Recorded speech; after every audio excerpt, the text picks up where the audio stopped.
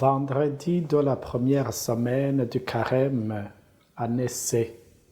Le Seigneur soit avec vous. Évangile de Jésus-Christ selon saint Matthieu. Une lampe sur mes pas, ta parole, une lumière sur ma route. En ce temps-là, Jésus disait à ses disciples, « Je vous le dis, si votre justice ne surpasse pas celle des scribes et des pharisiens, vous n'entrerez pas dans le royaume des cieux. Vous avez appris qu'il a été dit aux anciens, « Tu ne commettras pas de meurtre. » Et si quelqu'un commet un meurtre, il devra passer en jugement.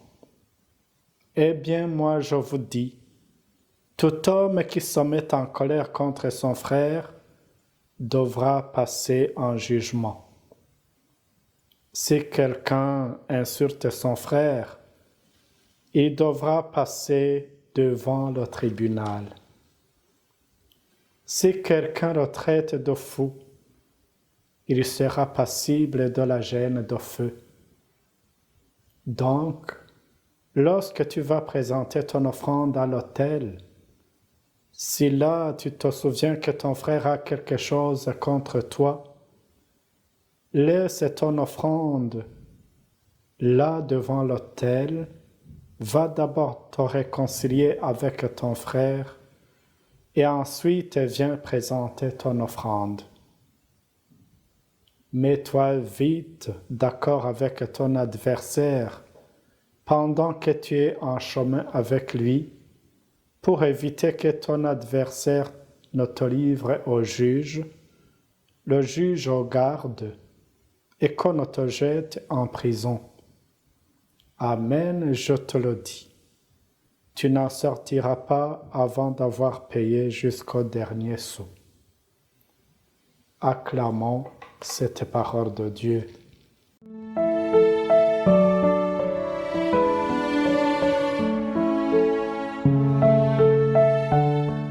Si votre justice ne surpasse pas celle des scribes et des pharisiens, vous n'entrerez pas dans le royaume des cieux, nous dit Jésus dans cet évangile que nous venons d'entendre. Dans la Bible, la justice, c'est la sainteté, la perfection dans le langage et le comportement. Les scribes se croyaient parvenus à la sainteté parce qu'ils connaissaient la loi par cœur et qu'ils en étaient les interprètes officiels. De leur côté, les pharisiens se vantaient d'être parfaits dans l'observance de la loi, mais ils ne manquaient pas l'occasion de faire des remarques désobligeantes à ceux qui y manquaient. On les verra souvent attaquer Jésus, qui n'observait pas la loi comme eux. Pour Jésus, c'est pas suffisant de connaître la loi comme les scribes. C'est pas même suffisant de l'observer comme les pharisiens, si elle les rend orgueilleux et si elle nuit à la mort du prochain. Il nous faut aller plus loin que ce qu'exige la loi. La loi de Jésus tend toujours vers la perfection qui aide à avoir une attitude de respect et d'acceptation de l'autre. Il y a quelques jours, Jésus nous a invités à aimer nos ennemis. Pour lui, il n'y a pas de limite dans le commandement de l'amour. En effet, l'amour parfait est inconditionnel et il ne faut pas s'attendre toujours à la réciprocité dans l'amour. Nous sommes invités à aimer comme Dieu, qui nous aime tel que nous sommes et sans rien attendre de nous. Ainsi, nous comprendrons que l'amour n'exige rien, sinon il risquerait d'être un amour opportuniste. Le grand danger pour nous, c'est de vouloir se passer de nos prochains tout en croyant garder une bonne relation avec Dieu.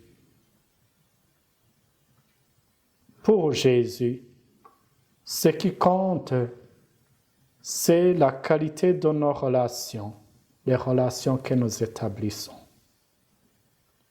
On dirait même que pour Jésus, l'amour du prochain est supérieur à l'amour pour Dieu, ou du moins qu'il doit précéder l'amour de Dieu. Sans l'amour du prochain, l'amour de Dieu est verrouillé et devient une illusion. C'est pourquoi il nous recommande de renouer d'abord les liens brisés avant de porter nos offrandes à l'autel. Si on ne s'est pas réconcilié avec notre prochain, même notre offrande n'est pas agréée par Dieu. On ne peut pas être parfait en ignorant nos frères et nos sœurs. Certes, ce n'est pas facile de me réconcilier avec celui qui me fait toujours du mal et qui ne reconnaît même pas sa faute. Non plus tout le monde n'est pas toujours au rendez-vous pour la réconciliation. Mais Jésus nous demande de faire un pas de plus. D'ailleurs, de faire le premier pas. Peut-on dire qu'il nous demande l'impossible? Non, Jésus ne nous demande pas l'impossible. Il nous donne ce qui nous aide dans notre pèlerinage vers le ciel. Et il nous a donné l'exemple d'un pardon et d'un amour incommensurable. Réconcilions-nous maintenant pendant que nous sommes encore en chemin, parce que notre temps est limité. L'accès au royaume du ciel est ouvert à ceux et celles qui donnent chaque jour le meilleur d'eux-mêmes pour la gloire de Dieu et le salut du monde. Nous devons nous aussi entrer à nous-mêmes pour évaluer la qualité de notre comportement et de nos relations envers les autres.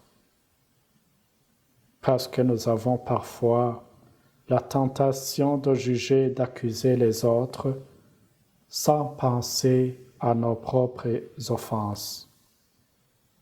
Demandons les grâces et comme le carême que nous vivons nous y invite, continuons notre route et notre combat quotidien, les yeux fixés sur Jésus-Christ. Amen. Que le Seigneur vous garde et vous bénisse, le Père, le Fils et le Saint-Esprit. Amen. Bonne journée.